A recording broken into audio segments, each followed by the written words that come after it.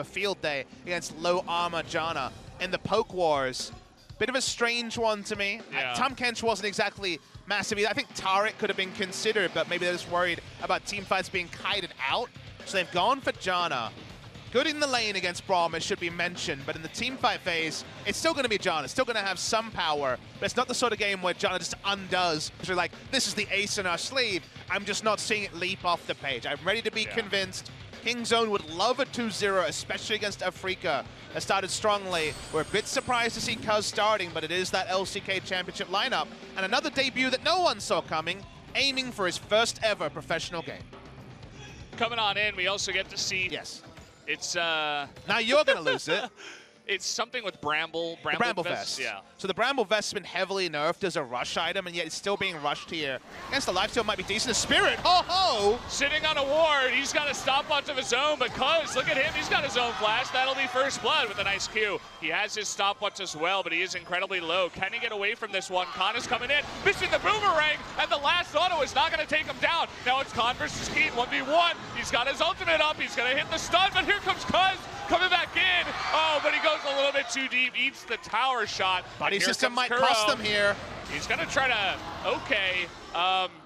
Not sure what that was, but... Your days. I mean, it was a nice flash by Khan, but okay, Speaking here's another flash. Going on in here, aiming, taking a little bit too much damage. Cuzz, he is back. He's got his jump on in, and a TP will come in from the Gnar, I believe, coming from behind, but that is a second kill onto the Janna. Now it's 4v1, and this is very fast, getting out of control here. Will they go for another kill? 4 members coming on in. He misses that Q onto Spirit. Does Gorilla, but a bit of a botch of a gank there, and Afreeca getting caught out means that a couple kills go over to them as well as the first turret up in the top lane. You're being kind, Valdez. A massive botch. The teleport was actually fully channeled by Kiin, saying, all right, the turret against the Gnar. This game has snowballed in a way we haven't seen since last year, and stealing away a red buff isn't going to stop it. Oh, okay, Spirit. He's going on in. He does have the help of Kuro here now, but look at Cuzz coming on in before the Kiin. They're going to burst down Spirit before anything, and Kuro's damage is going to do something, but not before he goes down. Double kill going over to Cuzz. Will be taken out by Kiin, though. It doesn't feel powerful. You're not playmaking with your kick. You're disengaging with it. Yeah. Bot lane was a Janna lane, so you're not going to gank that either. Speaking of ganks. Yeah, speaking of engaging here, we get behind the bottom lane. TusiN is going to disappear, and here comes Khan even with his own teleport. Going to pick up the Varus. Braum able to knock up Spirit in the back, and TusiN looking more useless than ever, not getting there in time. Not that he could have done much. That's another 2 kills. BDD, his item build is different this time. Remember, Rod of Ages in the first game in a scaling game. This time he goes for the Abyssal Mask, knowing that all he has to do is stay in lane and front line. Speaking of front line, Gorilla tries to interrupt Spirit. Okay, you can see Gorilla in the front lines, but he needs some help. He's going to get a nice 4-man ultimate. Here comes BDD over the wall, and Khan is jumping in. Will pick up the kill on the Spirit, but here comes Kuro. That's going to be BDD, though, getting away with a perfectly timed stopwatch and the Realm Orb. Now they're turning it around. Khan up in the front line with BDD. He's going to take out another member. They're looking to turn this around now. Cuzz still at full health. He's going to take out one, gets the Varus, and the rest of them running with their tail between their legs. Kingzone, man, they are out of control in this game. Their synergy is so on point. The ability to turn, know how tanky they are. Win probably around 28 minutes when they got so much out of the headbutt pulverized teleport that came in from the Alistair. In this game, felt like about 5 minutes in, you're like, well, this feels like a Khan Jace game. Yeah. This game has had inevitability for a long time. Is let's try and dogpile on the Jace, kill him, it'll make us feel better. Yeah, they're going to be able to. I mean, when you put in this many resources, but heads up, you're losing your mid inhibitor. Let's see if they can rotate fast enough. It looks like the answer is yes for now. They get the turret, though. Taking a turret against Azir Varus is so... Azir Varus Janna, like, it's a really terror team to... Kiin in the front line. BDD, meanwhile, just looking to sync up with that bottom wave, perhaps, and push that one in. Prey doesn't really do any damage to Kiin, it should be noted, because Kiin... at the very early Bramble Vest into the Thorn Mail, so watch this ultimate. Yep, does about 200 damage. Boom. No Last Whisper yet for Prey. Just wants to be auto-attacking the turret, but has to respect Kiin's Narbar. Yep, there it is, okay. Corruption is going to come forward, but no real follow-up here, as Kiin was a little bit late on that R, misses his ultimate entirely, but now here comes Azir in the front, and Varus getting a lot of damage done. Perhaps Kingzone went a little bit too far this time around. Make that 2 kills, as both Caitlyn and Jace go down.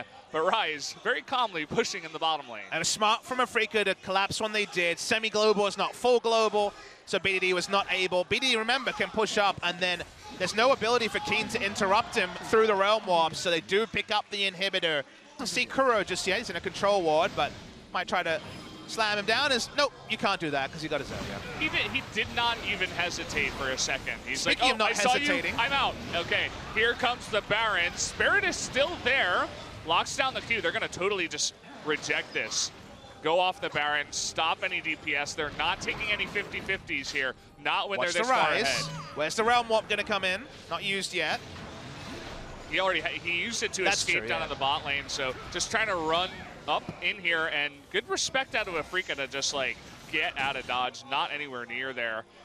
Now we got Super Minion knocking on those Nexus turrets, and King Zone might make another play towards Baron. They were able to draw the teleport out of Kiin, so Kiin is now clearing out the Super Minions pushing in. They know he can't be there for the near future. Does make Baron safer, and that's why they're right back on.